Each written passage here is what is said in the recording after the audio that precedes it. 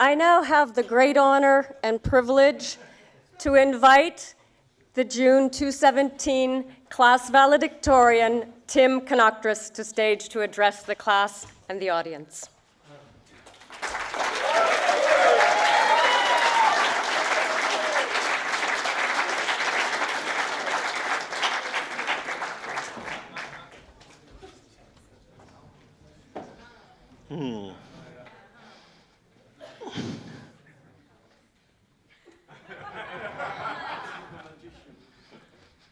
Thank you, Mr. Dean, Chief of Staff,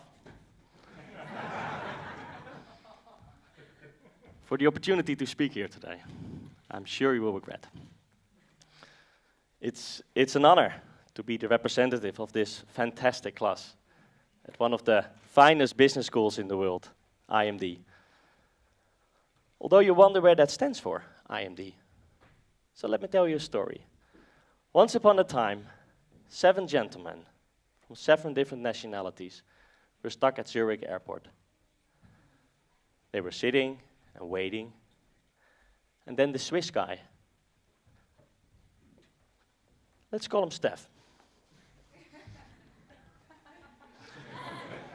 He was wondering what the heck was going on. Don't they have a snow contingency plan? What's Ops doing? What does PAX want to do with us as the customers? So he stood up and he said, guys, we need a strategy. So the others looked at it. What do you mean with a strategy? Well, it's about making choices and linking the resources and capabilities with the external needs. Okay, whatever. So what do you have in mind? He said, why don't we build a hotel just around the corner so that people like ourselves can stay the night when we're stuck? I know a little bit about running a hotel, but what do you guys think? And boy, these guys were opinionized.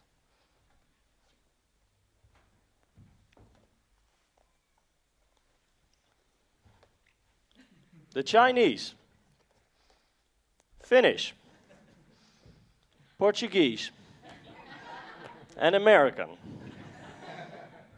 they were firing at staff. It went all the way from customer journeys, functional value. Sorry, I had to do it the other way. Customer, functional value, laughing Buddhas, big eye, premiumizations, balance sheet, P&Ls. What was it again? ROIC, NPV, IRR. What the heck? And we had to link something, right? We had to link structure, processes with people and rewards and strategies, halo, anchoring. Steph looked up and said, really? I didn't understand a single word of what you guys just said. Can we please make it a little less complex? Yes, we can, the Tunisian said. Forget about customers and finance and organizational design. Just go digital. You put a piano in the hallway and you make sure to play chords instead of keys. And you may even have a chance to disrupt the full industry. And it was only until then that the quietly observing Australian, he said, may I please advise you in just 2 words?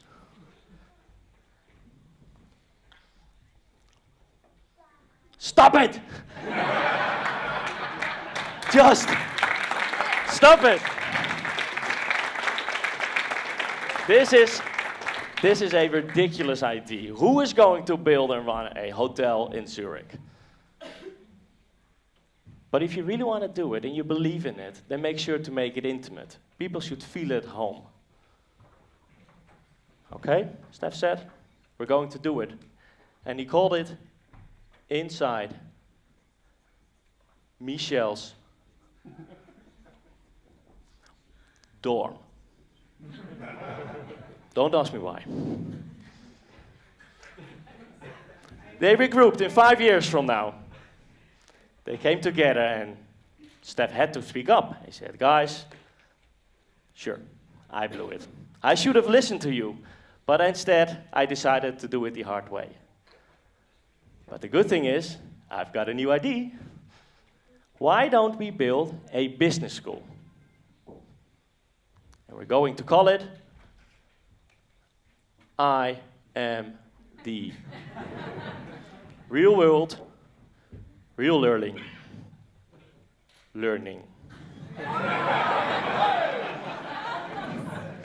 We're going to send our students around the world. We send them to Silicon Valley, to China, to India, to Brazil, to Vietnam.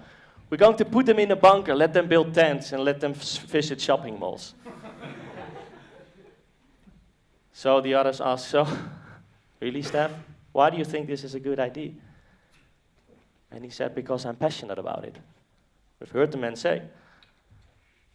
I want to facilitate students' learning and my own learning. It's not just about academic glory. It's about staying curious. But I need you guys, all of you, all of them. And I need a couple of more people. I need someone that dares to think big. I need someone that is willing and capable to take the lead and make us look professional. And last, but by no means least, we need a number of connectors. And let me list one. And sure, she may break... Oh. We need a connector. And sure, she may break some ankles along the way while partying with the students, but that's all fine. Guys, you did a fantastic job. Thank you so much, because the rest is history.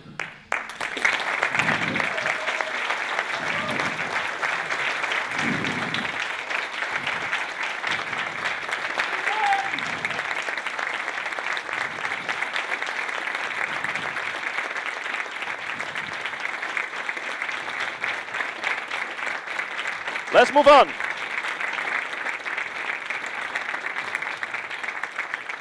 Stop it. We're only halfway, I mean. Class, June 2017.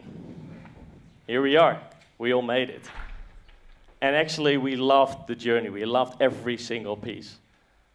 Okay, maybe not the shopping malls, but the rest, really, we loved it. The tools provided, well, the program provided us with the tools to run a successful business and a successful business unit. The program made us understand who we are and how to become a better version of ourselves. We've learned to perform, and we perform to learn. And these bloody assignments not just force us to put all the theory into practice, but they also directly provided value to the companies that we work for. But far more important than these tangible outcomes are, of course, the friendships that we build along the way. I've learned from every single person in this class. And because of our persistence and drive and teamwork, we can all proudly be here today. That makes me super proud. Today we had a special announcement of our brilliant leadership professor. And it made me think, and actually I decided last minute to actually going to change my complete speech from now onwards, just as a tribute for Ben.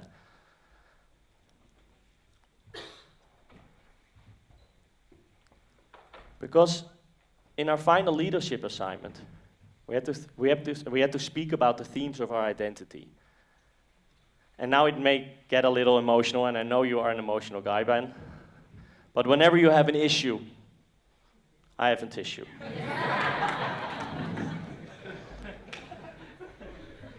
I know it will make me vulnerable, speaking about my themes, but he told us that is okay. So I'll give it a shot. The three themes that I would like to speak about. The first is separation and belonging. I had to separate from my parents when I went to university in another city. And later on, I had to separate from everybody else, luckily only temporarily, when I went to Botswana, in Southern Africa. And these events were, of course, super scary at the start. but they also made me into the person that I am today. I found belonging in groups of friends, family, colleagues, and more recently with you guys, this fantastic EMBA cohort. Boy, we really needed each other. And to me, it often felt as a band of brothers trying to beat these Tuesday night deadlines.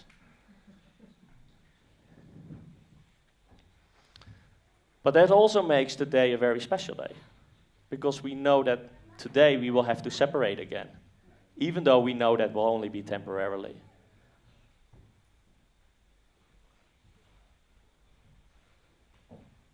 We will have to spend time with our families again, with our loved spouses, our parents, and our kids that finally want their mommy and daddy back.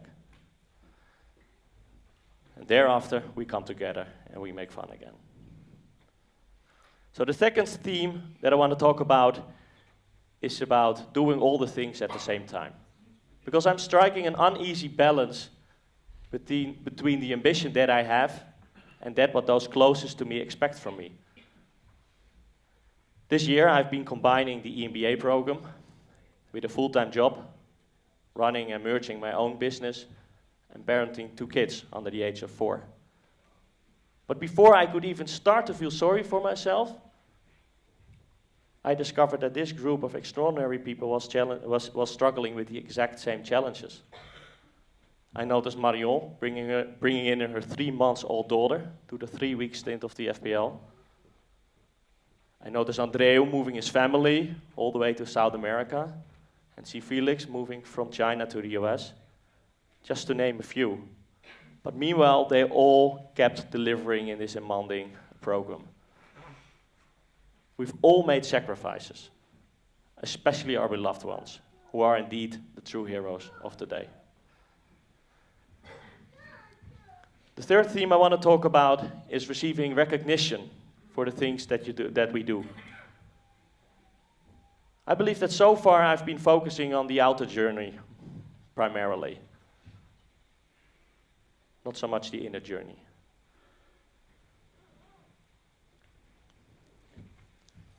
Searching for words, because it was last minute adapted.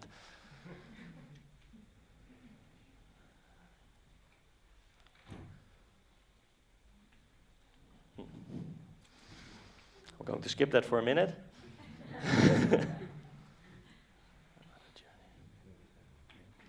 So let me first try to start to thank a number of people. And I'm going to thank a number of people which are very close to me. But actually it's a thank you for all the parents, all the spouses, all the friends and colleagues which are in the audience today. Thank you, Dad and Mom, that you provided me with the great, warm and safe environment for my childhood. You've allowed me so much freedom that I could develop a form of self-discipline. And so far you've always been my secured base. Thank you so much for that.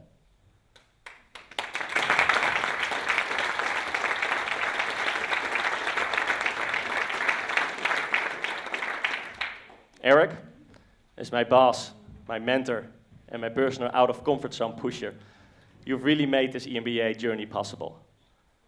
You took me into the company, even though I lacked all the necessary experience, because you believed in me. And over the journey, you allowed me to make the necessary mistakes. And 2 years ago, when we finally managed to get that big deal done, you convinced me to even step up and enjoy this exciting ride. I wish everyone could have a boss like you. Thank you so much.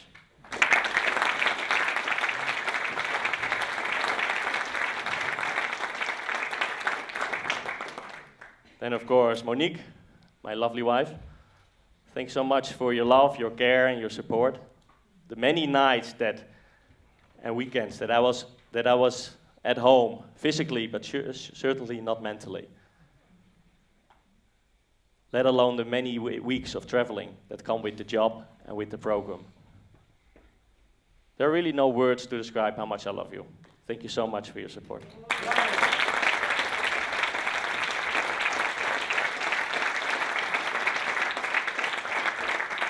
And last, but by no means least, thanks to you, of course, my brilliant friends. Special thanks to the case team, the leadership team, the many discovery teams, the simulation team, and all of the other 631 teams and bus groups that we've been working in. Without you, I couldn't have done it, and I'm sure that without each other, no one could have done it. So, congratulations, thank you so much.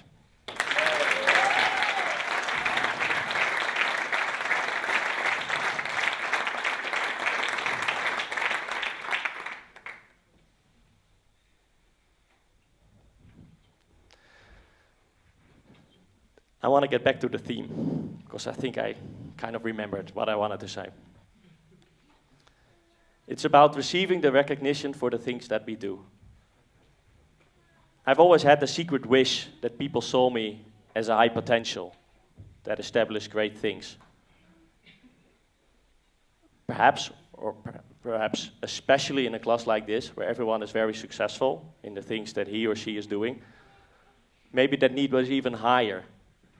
And just the very fact of standing here today is probably just another confirmation of my ego. But now switching back to the inner journey, perhaps it's time to think what's really important to us. It's not the receiving of recognition. It's about doing the things that we love. It's doing the things that makes our heart sing. And I've discovered that my passion is to help patients. Not just to raise my self-esteem, but to help raise their self-esteem and make their life meaningful again.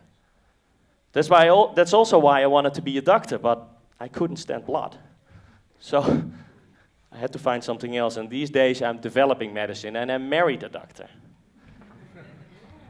At AM-Pharma, the biotech company that I work, we develop a therapy for acute kidney injury, which is a disease that kills hundreds of thousands of people every year, because there is no medicine that has ever made it to the market. So developing one is against all odds. But as long as we have a chance, we will fight for it, because we believe in it and we're passionate about it. And that makes me think about the words of Paul, who quoted Steve Jobs. And so in the heat of the moment, I tried to remember what exactly he was saying. So let me give it a shot to wrap up. For the past 33 years, I've looked in the mirror and asked myself the question, if today was the last day of my life, will I want to do what I'm about to do today? And if the answer is no for too many days in a row, I know I've got to change. You've got to find what you love, and that is as true for your work as your lovers. And that is our journey. Follow your heart, follow your passion. Real world, real learning. Thank you.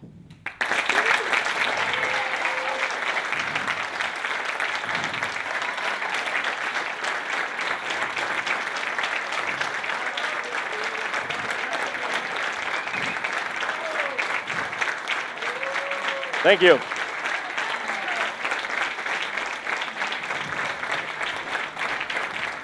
Thank you.